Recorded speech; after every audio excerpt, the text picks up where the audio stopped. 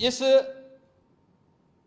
पूरे बजट को अगर मैं कह सकता हूं कि यह बजट भारत को $5 ट्रिलियन की इकोनॉमी, दुनिया के ग्रोथ इंजन के रूप में भारत की भूमिका को और विकसित भारत की संकल्पना को साकार करने का एक आर्थिक दस्तावेज के रूप में यह देश की संसद में प्रस्तुत किया गया है।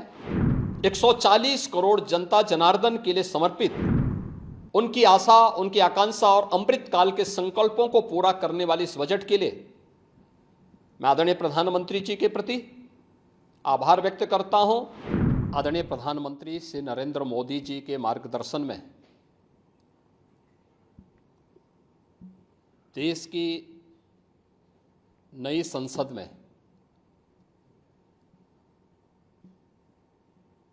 माननीय वित्त मंत्री जी ने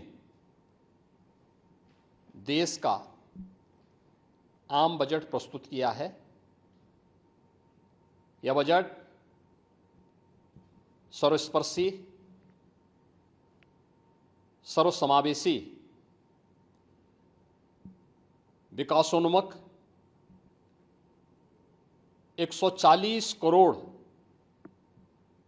भारतवासियों की आशा, आकांक्षा और अमृत काल के संकल्पों को पूरा करने वाला सिद्ध होगा। आम बजट 2024-25 आत्मनिर्भर एवं विकसित भारत के निर्माण का एक आर्थिक दस्तावेज है। इस आम बजट में अंत्योदय की पावन भावना, विकास की असीम संभावना और नवोन्मेष की नवदृष्टि है।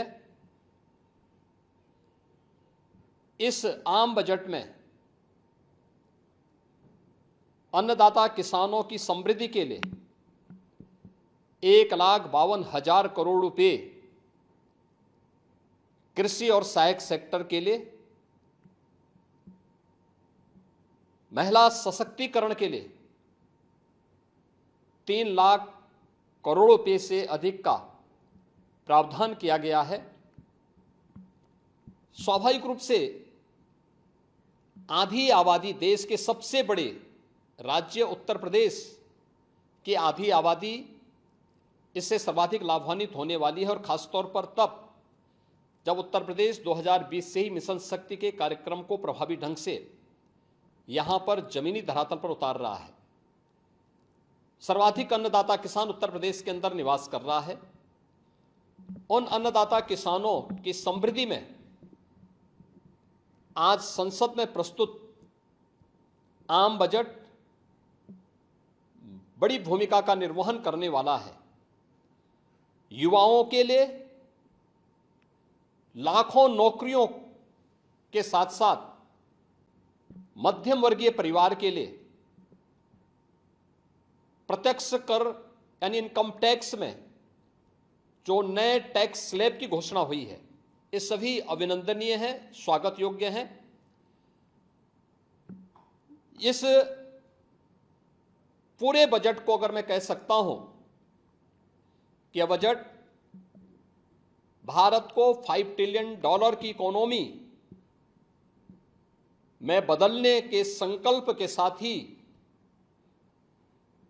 दुनिया के ग्रोथ इंजन के रूप में भारत की भूमिका को और विकसित भारत की संकल्पना को साकार करने का एक आर्थिक दस्तावेज के रूप में यह देश की संसद में प्रस्तुत किया गया है। इस 140 करोड़ जनता जनार्दन के लिए समर्पित, उनकी आशा, उनकी आकांक्षा और अमृत काल के संकल्पों को पूरा करने वाले इस बजट के लिए मैं आदरणीय प्रधानमंत्री जी के प्रति आभार व्यक्त करता हूं। माननीय केंद्रीय वित्त मंत्री माननीय श्रीमती निर्मला सीतारमण जी को और उनकी पूरी टीम का मैं अभिनंदन करता हूं।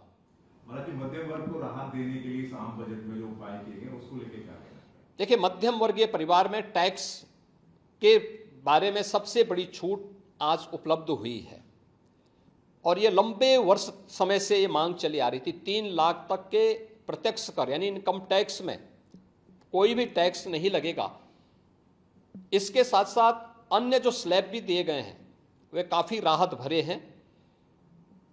अलग अलग सेक्टर के लिए जो प्रावधान किए गए हैं, गांव के लिए, गरीब के लिए, किसान के लिए, नौजवान के लिए, एमएसएमई सेक्टर के लिए, ये लाखों नौकरियों को क्रिएट इससे होगा। इंडस्ट्री के लिए जो प्रावधान किए गए हैं मुझे लगता है ये सभी स्वागत योग्य हैं और नौजवानों के लिए, समाज के हर तबके के लिए, महिला सशक्तिकरण के लिए, अन्नदाता किसानों के लिए, सभी तबके के लिए जो कुछ भी प्रावधान इसमें किया गया है, मैं कह सकता हूं कि यह राम राज्य की अवधारणा को साकार करने वाला एक सर्वस्पर्शी, सर्वसमावेशी और विकासोन्मुख बजट के रूप में यह मोदी 3 का यह पहला बजट जाना जाएगा।